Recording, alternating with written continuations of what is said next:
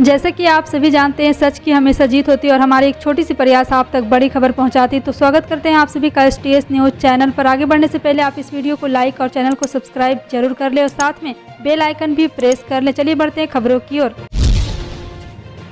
भाजपा के साथ अपना 34 साल पुराना नाता तोड़ने के एक दिन बाद राष्ट्रीय स्वयंसेवक संघ के एक पूर्व स्वयंसेवक और नागपुर के मौजूदा नगर सेवक रविंद्र भोयर ने मंगलवार को महाराष्ट्र विधान परिषद के आगामी चुनावों के लिए स्थानीय निर्वाचन क्षेत्र के कांग्रेस के उम्मीदवार के रूप में अपना नामांकन पत्र दाखिल किया और इससे भाजपा सरकार को तगड़ा झटका दिया। भोयर का सामना भाजपा उम्मीदवार और पूर्व मंत्री चंद्रशेखर बानोकुले से होगा, जो नागपुर से निर्वातम MLC गिरीश व्यास की जगह लेंगे। आगामी चुनाव के लिए भोयर की उम्मीदवारी की घोषणा सोमवार देर रात कांग्रेस ने की। 4 बार के नगर सेवक पिछले 34 साल से भाजपा में जुड़े हुए थे। उन्होंने 1997 में नागपुर के उप महापौर के रूप में कार्य किया। उनके पिता प्रभाकर राव भोयर ने 1949 से 1956 तक RSS के प्रचारक के रूप में कार्य किया था। वहीं आपको बता दें कि भोयर ने कहा है कि उनका परिवार 70 साल से अधिक समय से संघ से जुड़ा है, लेकिन मैं अपने स्वाभिमान के लिए भारी मन से भाजपा छोड़ रहा हूं। मैं अंत तक कांग्रेस का साथ रहूंगा।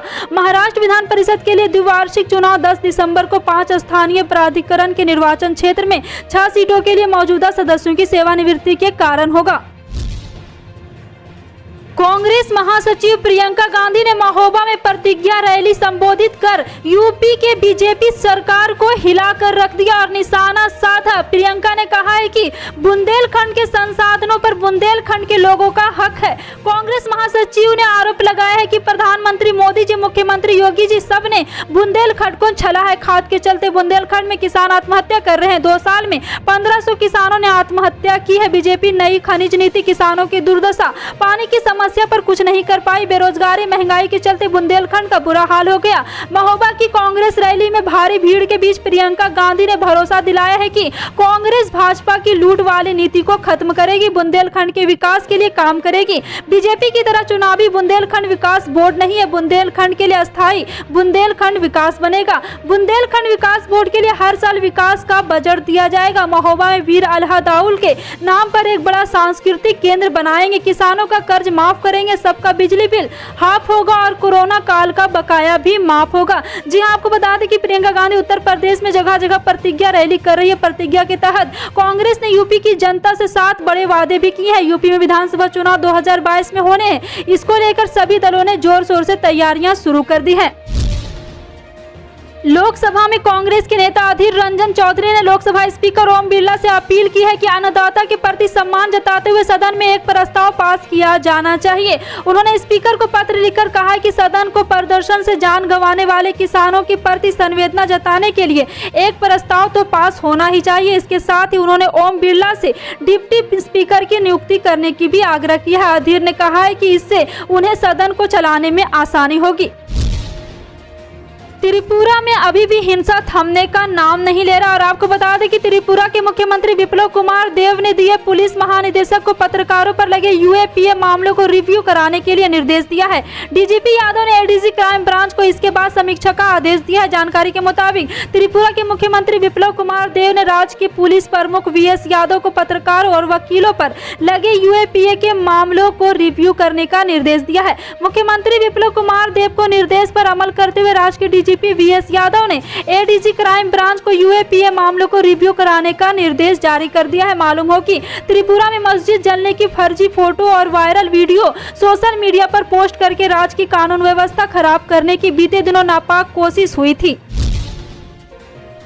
29 नवंबर को होने वाले संसद मार्च को किसानों ने स्थगित कर दिया। यह फैसला शनिवार को हुई संयुक्त किसान मोर्चा की बैठक में लिया गया है। किसान नेता दर्शन पाल ने प्रेस कॉन्फ्रेंस करते हुए कहा है कि हम अगली बैठक 4 दिसंबर को करेंगे। सरकार ने हमसे वादा किया है कि 29 नवंबर को कानून संसद में रद्द होगा और हमने प्रधानमंत्री को पत्र लिखा था जिसमें हमने कई मांगे रखी थी। हमने मांग की थी किसानों के ऊपर जो मुकदमे दर्ज हुए थे उन्हें रद्द किया जाए, MSP की गारंटी दी जाए। जो किसान इस आंदोलन में शहीद हुए उनको मुआवजा दिया जाए, पराली और बिजली बिल को रद्द किया जाए। वहीं सरकार की ओर से कृषि कानून को वापस लेने के लिए संसद में सोमवार को बिल पेश किया जाएगा। वहीं केंद्र सरकार ने किसानों की एक और मांग मान ली है। केंद्रीय कृषि मंत्री नरेंद्र सिंह तोमर ने शनिवार को बताया कि किसानों द्वारा पराली जलाने वाले अपराध नहीं माना जाएगा। कृषि मंत्री तोमर ने साथ ही किसानों से अपील की है कि अब उनकी लगभग सभी मांगे मान ली गई है, ऐसे में उन्हें आंदोलन खत्म करके घर की ओर लौट जाना चाहिए। हरदोई में सत्ता दल को शनिवार को एक बड़ा झटका लगा है। जी हां, आपको बता दें कि भाजपा के पूर्व विधायक अनिल वर्मा शनिवार को अखिलेश यादव ओपी राजभर की मौजूदगी में बेनीगंज संडीला में अखिलेश यादव की पार्टी समाजवादी का दामन थाम लिया और भाजपा को टाटा कर दिया।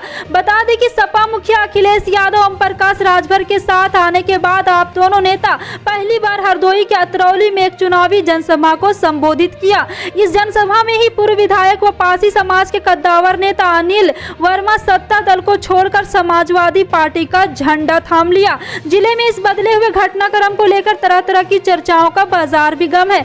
बताते चले कि पिछले कई महीनों से अनिल वर्मा सपा एमएलसी डॉक्टर राजपाल कश्यप से नजदीकियां बनाए हुए थे। इन्हीं नजदीकियों के क्रम में डॉक्टर कश्यप ने अनिल वर्मा को समाजवादी पार्टी में लाने में अहम भूमिका अदा की है। वहीं पर्यावरण संरक्षण की दिशा में ऐतिहासिक निर्माण पूरा कर एनटीपीसी के ऊंचावर परियोजना के कीर्तिमान स्थापित भी किया है। एनटीपीसी ने 225 मीटर नई चिमनी का भी निर्माण किया। केंद्रीय मंत्री नारायण राणे के महाराष्ट्र में भाजपा सरकार के दावे को लेकर राष्ट्रवादी कांग्रेस पार्टी के नेता नवाब मलिक ने चुटकी ली है। यहां पर आपको बता दें कि सोशल मीडिया पर 2 तस्वीरें शेयर करते हुए मलिक ने पूछा है कि क्या आईटी सेल द्वारा की गई इन फोटोशॉप में तस्वीरों के बल पर नारायण राणे मार्च तक महाराष्ट्र में भाजपा सरकार का दावा कर रही है। इससे पहले शुक्रवार को केंद्रीय मंत्री नारायण राणे ने कहा था कि मार्च तक भाजपा महाराष्ट्र में सरकार बनाएगी। राष्ट्रवादी कांग्रेस पार्टी के नेता शरद पवार और महाराष्ट्र भाजपा नेता देवेंद्र फडणवीस की केंद्रीय गृह मंत्री अमित शाह से एक साथ मुलाकात की और एक फोटोशॉप तस्वीर साझा करते हुए महाराष्ट्र के मंत्री नवाब मलिक ने पूछा है कि क्या यह नकली तस्वीर नारायण राणे की भविष्यवाणी की आधार है कि महाविकास आघाड़ी सरकार अगले साल मार्च तक गिर जाएगी। कश्मीर के कुलगाम में कांग्रेस नेता गुलाम नबी आजाद के केंद्र की मोदी सरकार पर हमला बोला। उन्होंने कहा कि आमतौर पर सरकार केंद्र शासित प्रदेशों को राज्य में अपग्रेड करती है, लेकिन यहां तो सीएम के विधायक बना दिया और डीजीपी को थानेदार। कांग्रेस नेता गुलाम नबी आजाद ने कश्मीर के कुलगांव में एक सभा को संबोधित करते हुए केंद्र की मोदी सरकार पर हमला बोला। उन्होंने कहा कि आमतौर पर केंद्र शासित प्रदेशों को राज्य में अपग्रेड किया जाता है, लेकिन हमारे मामले में राज्य को यूटी में डाउनग्रेड कर दिया गया था। यहाँ डीजीपी की थानेदार, सीएम के विधायक और मुख्य सचिव को पटवारी के पद पर कर दिया गया है। कोई बुद्धिमान व्यक्ति ऐसा नहीं कर सकता है। और बता दें कि मोदी सरकार ने 5 अगस्त 2019 को जम्मू कश्मीर से धारा 370 और 35A को हटा लिया था। जम्मू कश्मीर और लद्दाख को 2 अलग अलग केंद्र शासित प्रदेश में बांट दिया गया था। इस पर सीनियर कांग्रेसी नेता का दर्द एक बार फिर छलका है। राजस्थान में हाल ही में हुए उपचुनाव में भाजपा को दोनों सीटों पर हार का सामना करना पड़ा। इसके बाद यहां पर भाजपा फिर से अपनी राजनीतिक गतिविधियों द्वारा शुरू कर दी। पूर्व मुख्यमंत्री वसुंधरा राजे सिंधिया राजनीतिक यात्रा शुरू कर चुकी है। हालांकि अंदर खाने भाजपा वसुंधरा राजे सिंधिया की इस यात्रा में खुश नहीं है। वैसे खुद वसुंधरा राजे कह चुकी है कि उनकी यह यात्रा राजनीतिक यात्रा नहीं है, लेकिन उनकी यात्रा के दौरान हुए आयोजन कुछ और ही इशारा कर रही है। अगर यहाँ पर भी वसुंधरा राजे को सही से सम्मान नहीं दिया गया तो पार्टी से इस्तीफा भी दे सकती है। और कार्यकर्ताओं के अनुशासन की क्लास लेने खुद केंद्रीय गृह मंत्री अमित शाह पहुंच रहे हैं। 5 दिसंबर को जयपुर में शाह 10,000 से अधिक जनप्रतिनिधियों को संबोधित करेंगे। वहीं राजस्थान के पूर्व मुख्यमंत्री एवं भारतीय जनता पार्टी की राष्ट्रीय उपाध्यक्ष वसुंधरा राजे अपनी धार्मिक यात्रा के लिए अजमेर जिले के किशनगढ़ में सालेमाबाद पहुंची थी। अमित शाह के दौरे को लेकर भाजपा के प्रदेश अध्यक्ष डॉक्टर सतीश पूनिया एवं प्रदेश संगठन महामंत्री चंद्रशेखर ने पार्टी के प्रमुख पदाधिकारियों के साथ बैठक की एवं दिशा निर्देश दिए। महाराष्ट्र के नवाब मलिक ने आरोप लगाया है कि कुछ लोग उन्हें झूठे मामले में फंसाने की कोशिश कर रहे हैं। राष्ट्रवादी कांग्रेस पार्टी नेता ने तस्वीरें ट्वीट कर दावा किया था कि वे लोग 2 लोग उनके मुंबई स्थित घर के पास चक्कर लगा रहे थे और उनकी रेकी कर रहे थे। मलिक जो केंद्र सरकार पर यह आरोप लगाते हैं कि मुंबई के ड्रग्स ऑन क्रूज मामले को नारकोटिक्स कंट्रोल ब्यूरो द्वारा महाराष्ट्र को कलंकित करने के हथियार के रूप में इस्तेमाल कर रही है।